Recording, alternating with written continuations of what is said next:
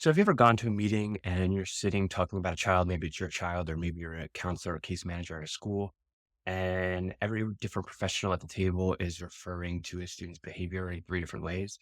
Maybe they're using words like school phobia, school refusal, and school avoidance interchangeably. And you're wondering to yourself, does this even make a difference what kind of language we use? Well, this video, I'm going to talk to you about why it's so important to know the difference between school avoidance, school refusal, and school phobia, and how knowing the difference can help you get kids back to school.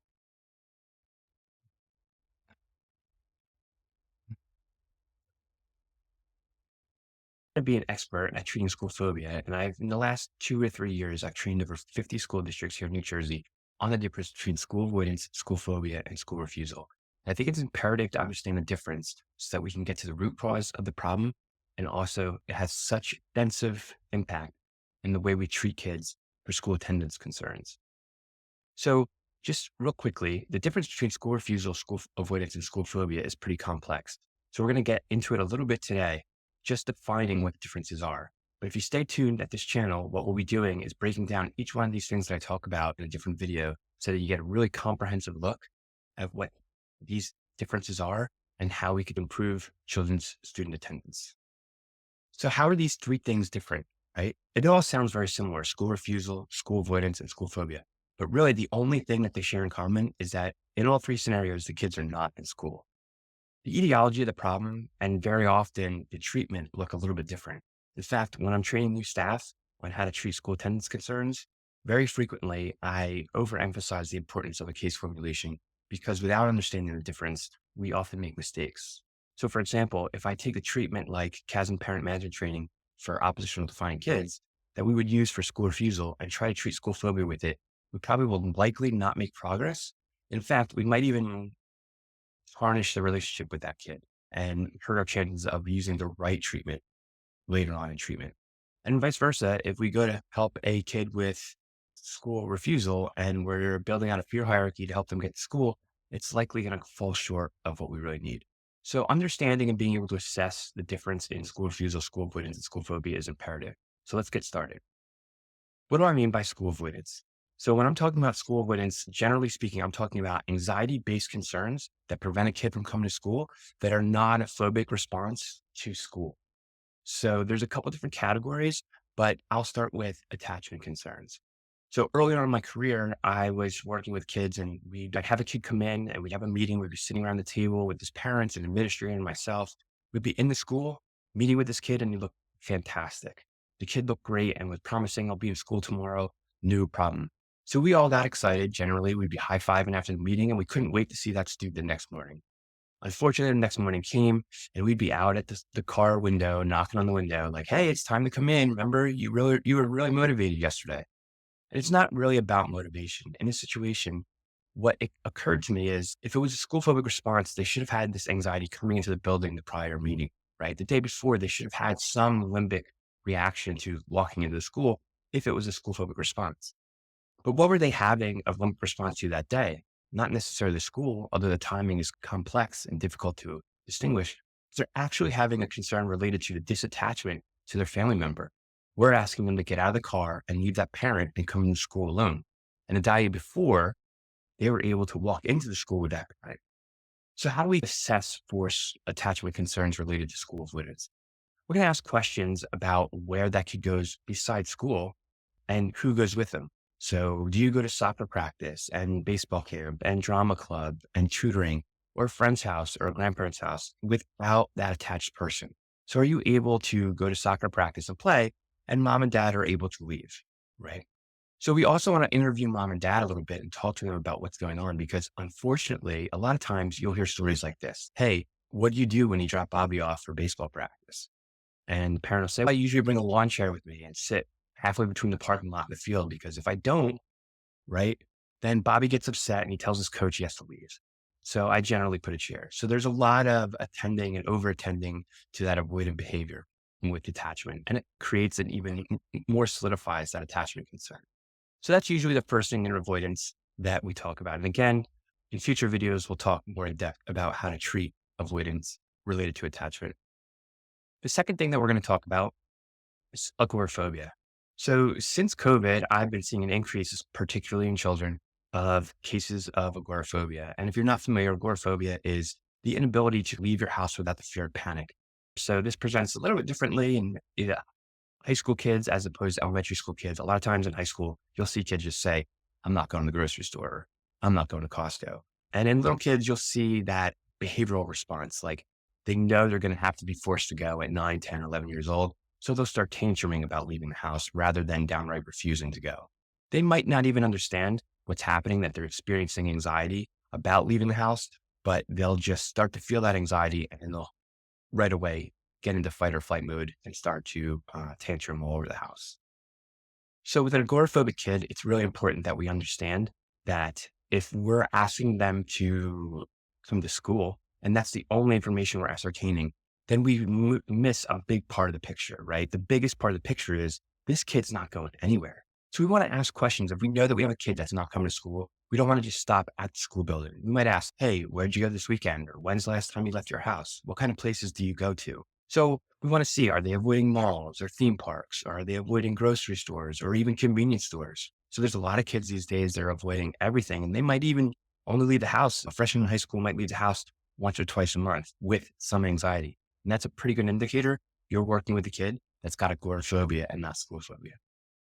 So you might be wondering, like, why is that so important? I can tell you with almost 100% certainty from my experience that if you have a kid that's agoraphobic, and the kind of the first rung on the ladder, the thing that you want them to do for you is to come to school and sit for 6 hours. It's very unlikely that's going to be successful. The reality of the situation is that kid's going to need help learning how to leave his home before he can learn to come to school. So it might start with going for a walk around the block, going to a convenience store for 5 or 10 minutes, and building their way up to maybe a half-hour grocery store or going to the mall with friends and support, and then working their way back into school. In fact, I see a lot of school-based personnel and people that don't understand school attendance problems kind of misunderstand that kids are able to go out and do things on the weekends, but they're not able to come to school, and they label those kids manipulative. But in my mind, I see that as a good thing because part of the process of getting them out and doing things makes it easier to get them into school. So regardless of the reason why they're not in school, I always love to see kids being out, being social, and being out of the house. So agoraphobia is the second thing that I typically rule out with avoidance. The third thing that I rule out is emetophobia. And I made a video already on emetophobia, and we'll be talking about emetophobia a lot more on this channel. But emetophobia is the fear of vomiting. So the reason why I think this is so important is there's a few kids probably in every school throughout the country who are emetophobic, who are undiagnosed and not getting the correct treatment for this. But the reality of it is if you have a kid who's scared of vomiting or being around vomit, particularly in elementary, but middle school and high school as well, if they have this fear and we're building out all this work to get them to school and face their fears about school, but fear isn't school, about vomit, right? They're not going to be successful. So kids with emetophobia need a particular kind of fear hierarchy built out around attending school, one, but also prior to that, their safety behaviors around emetophobia and vomit, their avoidance behaviors around the emetophobia and vomit, and then obviously how to deal with that physical sensation of anxiety and nausea associated maybe with coming to school, but also exacerbated by the fear of vomit. So that's the third one. Now, there's some other ones that we might lump into avoidance, like the kids who have maybe obsessive compulsive disorder and their rituals or keeping up too much time in the morning and they struggle to get to school. Or maybe you have the kid with OCD that's having intrusive harm thoughts or intrusive sexual thoughts about people at school. So their avoidant behavior becomes part of their not going to school. If we build out some stuff around school-based, it doesn't cure the OCD, it doesn't treat the OCD, and probably won't help them get to school. So that in a nutshell is like all the avoidant behaviors we associate with school avoidance. Next, we'll talk real quickly about school refusal. So school refusal in my book is just, these are the kids that people typically talk about with traditional oppositional defiance disorder. The only reason why they're not coming to school is because someone had told them this is what you're supposed to do. Now, I'm going to be honest with you. I would say that 95% of the kids that I get a call about, whether I'm consulting with a district or in my private practice or IOP program, are labeled school refusal. But of all those kids, I would say a very small percentage of them actually tend to be school refusal. The majority of them have an underlying anxiety or stressor related to attending school that prohibits them from attending school at that time, that instills that avoidant response. The reason why I think school refusal is misunderstood is because the presentation of anxiety is often misunderstood. So I'll give you an example that I hear from all the time, parents over and over again. Like, I went to go wake Bobby up and he didn't move. So I went to go wake him up again. And I was like, Bobby, come on, it's time to get up. It's time to get up. Just like any parent would. And Bobby got up and he cursed me out and he broke a hole in the wall and he threw things at me, and see how destructive and aggressive and oppositional he is. We often label aggression as opposition. But if you're familiar with the F's involved with panic and anxiety and the limbic response, we have fight, flight, or freeze. Flight's number one, literally the number one thing that we talk about. But then we're surprised when we see it in the response to anxiety. So I'm not saying there's not kids that present with truly oppositional behavior, but many times that aggression in the morning, especially if it's not existing other places, and especially when it's not existing on like Saturday and Sunday where there's no other demand that's academic at all, if it's not there, it's likely not opposition. It's likely the fight response to the fight or flight response, and it's panic related.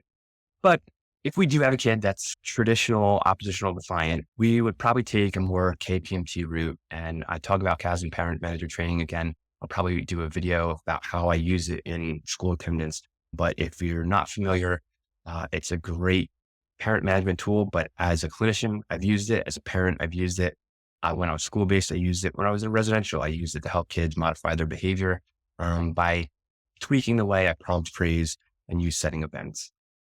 Again, there's a couple other things that we'll go deeper in the future when we talk about school refusal, about how to rule out like specific learning disabilities and educational concerns. So for example, I wouldn't label kids school refusal if, let's say, they're dysgraphic and their dysgraphia is not being properly accommodated. So for example, I was working with a kid who was being brought into school at 11 o'clock every day, and school started at 8 and they were avoiding till 10 or 11 o'clock, and was asked to come take a look. And I wasn't seeing a ton of panic, but there was a lot of avoidance. And turns out that the do now for the day, this was a third grader, the do now for the day was to write 3 sentences about yourself and share with a partner, which is a wonderful trauma-informed do now for anybody in the school, except for maybe somebody who's dysgraphic, right? So all we had to do with that kid was work a little bit on trust, change the do now for the day in the classroom, and he was able to get right back into school. Then finally, we get to the idea of school phobia, right? So what is it and how do we treat it? So the idea of school phobia is the actual phobic response to school or something that's happening at school. So it's typically paired with school through all kinds of different concerns and lenses. Generally speaking, I break it down into 2 different school phobic kids. We have the traditional performance-based school phobia, and then we have a social-based school phobia. I would say that for the first 5 or 10 years I was working on this problem, I saw an equal amount of each. Generally speaking, now I am seeing still a lot of performance-based anxiety school phobia, but certainly I've seen an increase in the social school phobia associated with social anxiety disorders that kids are experiencing now.